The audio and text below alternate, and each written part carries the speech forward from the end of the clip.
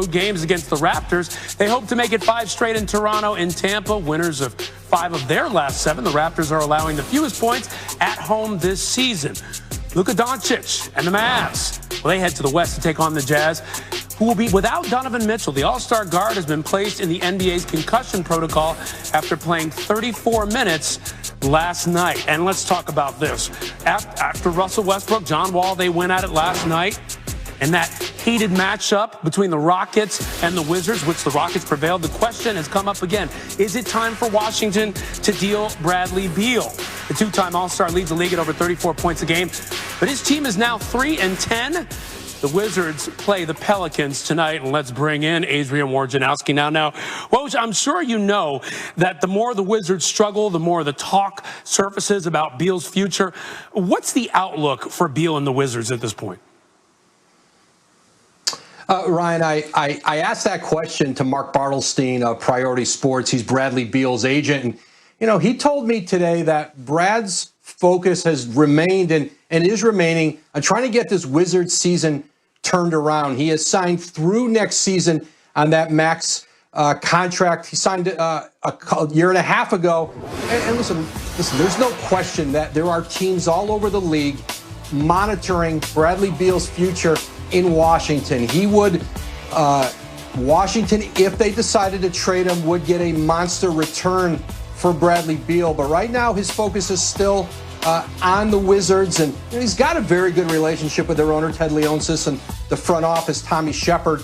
Certainly, Washington does not want to trade Bradley Beal. They want to keep building around him. Trade deadline is March 25th, though. We're still a couple months away from that. Things do change in this league, but right now, Bradley Beal's agent, Mark Bartelstein, says he's trying really to just get this Wizards season turned around.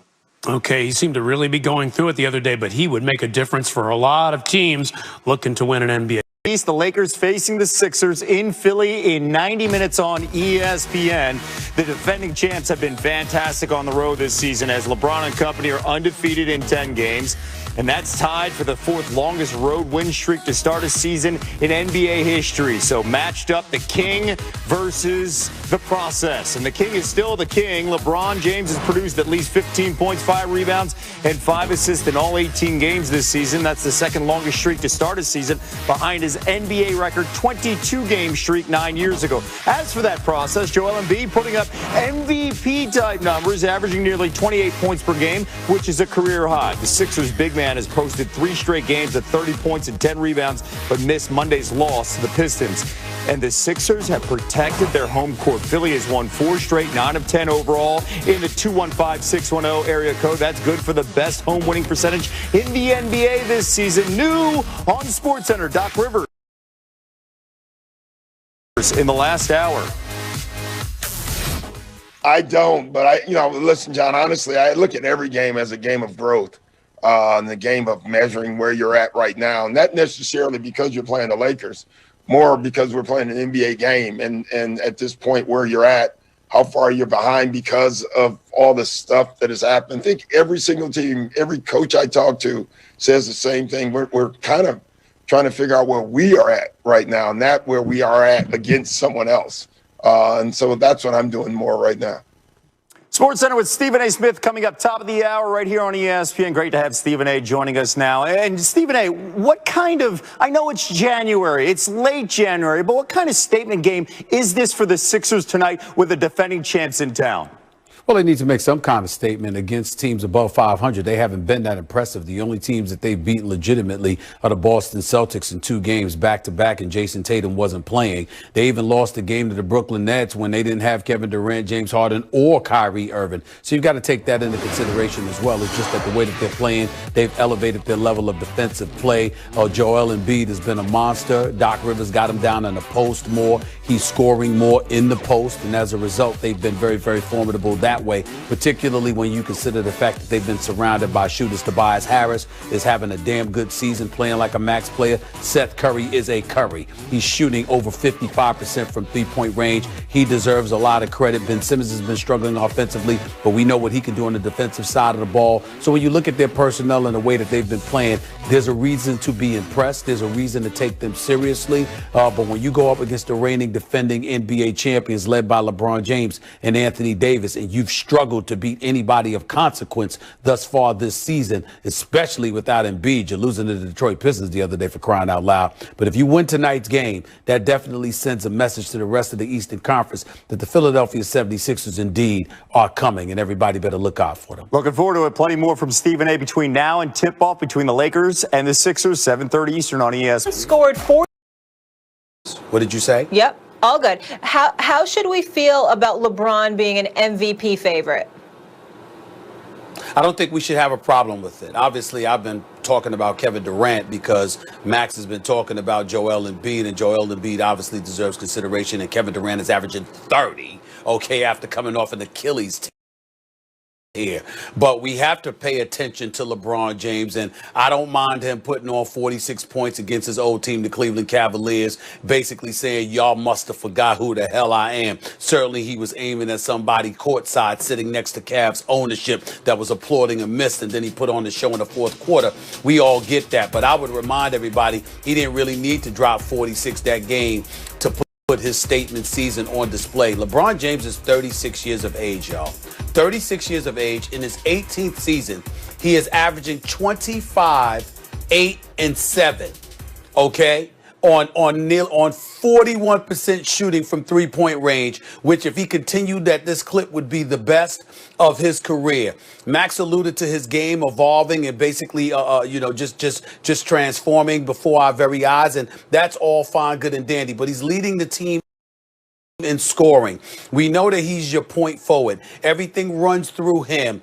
They've got the best record in basketball. They've got the best record in basketball. They're the number 1 seed in the West. They're the reigning defending NBA champions. And oh, by the way, they're undefeated on the road this season going into Philly tonight. And so when you take all of those things into consideration and we talk about an MVP, we do have to take into consideration numbers. We obviously take into strong consideration impact.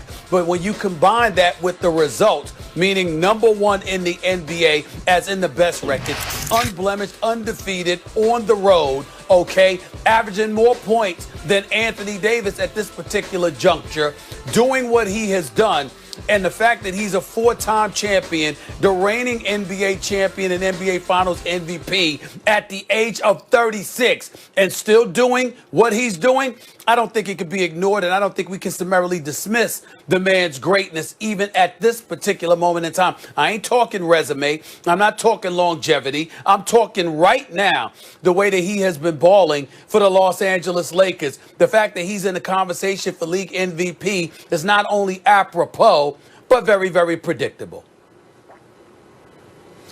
Yeah, he's in the running. LeBron's a solid candidate. He's not the choice right now. If you're talking about the best player in basketball, who we all know based on what we keep seeing in the playoffs when it matters most, it's LeBron. We're not up to that yet. I'm the one saying, what are you talking about, regular season MVP? And then just the finals MVP. What about the whole playoffs? We should wait till the end of the finals, then give the MVP for the whole thing. Okay, but you argue actually no. We're talking regular season MVP. We need to incentivize teams. We need to give the paying customer, the fan, something to watch in the regular season. Well, okay, regular season MVP so far has been Joel Embiid. Embiid's the regular season MVP. Stephen A., over his last 5 games, he's averaging 33, 11, and 2 blocks. Joel Embiid shooting over that time 35% from 3. If you want to look at his season numbers, you can talk about points, rebounds, assists, blocks, steals, all those things, percentages, true shooting, all that kind of stuff. But PER is a good kind of shorthand for that. Embiid is leading the league, well above LeBron. There it is, 31.2. Where's LeBron on the list? So statistically, per game, Embiid has been better. Statistically, per game. But Stephen A., if you just eyeball it, Embiid has been a monster, not only on the offensive end, but on the defensive end. a monster, maybe the best player in the game defensively. And by the numbers per game, he's the best player in the game offensively. What else is there? There's defense and there's offense, but there's more. LeBron's played in all 18 games. His team is in first place. He is playing with AD, another MVP caliber player. As good as Simmons is, he's not that. LeBron's got AD. They're probably going to split the